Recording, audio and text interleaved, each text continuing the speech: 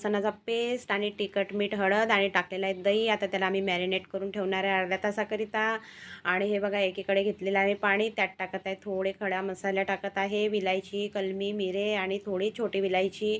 आणि याला आम्ही उकळून घेणार आहे। हे बघा या पद्धतीने उकळून झाला तर त्याला गाळून घेणार आहे आणि ह्या पाण्यामध्ये उकळलेल्या पाण्यामध्ये टाकणार आहे आम्ही तांदूळ बासमती चावल। तर हे बघा इथे आता आम्ही भात शिजून घेणार आहे आणि दुसरीकडे आता आम्ही चिकन बनवायला घेणार आहे। तर टाकलेलं आहे तेल, त्यात कांदा आणि कांदे चांगले तळून झालेले त्यातले आम्ही थोडे कांदे काढून घेणार आहे आणि बाकी कांद्यामध्ये टाकले अद्रक लसणाचा पेस्ट आणि गरम मसाल्याचा पेस्ट आणि हिरोती आणि हळद आणि मीठ आणि त्यात टाकलेलं आहे आम्ही जे मॅरिनेट केलेलं चिकन होतं ते टाकलेलं आहे यामध्ये।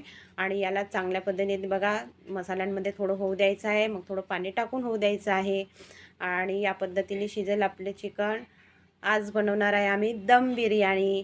तर दम बिर्याणी आम्ही बनवणार आहे 5 किलोची दम बिर्याणी। दम बिर्याणी बनवायला भरपूर वेळ लागतो, पण आम्ही झटपट अशी बिर्याणी बनवणार आहे फक्त अर्ध्या तासामध्ये। तर या पद्धतीने जर तुम्ही बिर्याणी बनवाल तर लगेच अर्ध्या तासामध्ये तुमची बिर्याणी बनेल। तर बघा ते जे आपण चिकन शिजवायला टाकलं होतं त्यातला आम्ही थोडा पूर्ण रस्सा टाकलेला आहे आणि काही पीसेस टाकलेले आहे आणि आता त्यावर टाकणार आहे आम्ही या गंजातला अर्धा भात।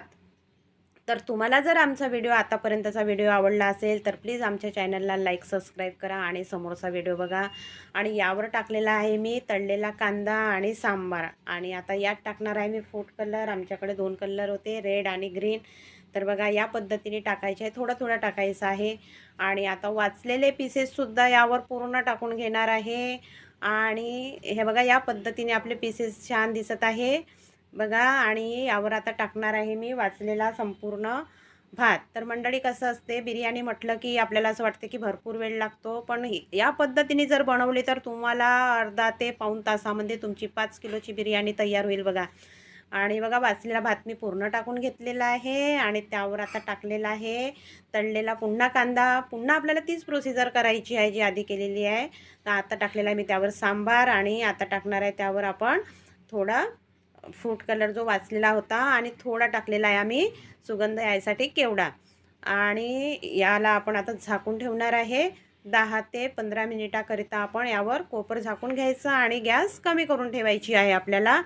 आणि बघा या पद्धतीने तयार होईल आपली बिर्याणी। तर आमच्या इकडे माझ्या मोठ्या मुलाचा वाढदिवस आहे तर आम्ही 5 किलोची बिर्याणी बनवलेली आहे। आता आम्ही वाढायला घेत आहे बघा। तर आता मी घमेल्यामध्ये बिर्याणी या पद्धतीने काढून घ्यायची एका साईडने आणि हे बघा मंडळी या पद्धतीने दिसेल आपली बिर्याणी। तर तुम्हाला जर आमचा व्हिडिओ नक्की गावठाण पद्धत जर तुम्हाला आवडली असेल तर प्लीज लाईक आणि सबस्क्राईब करा आणि एकदा बनवून बघा।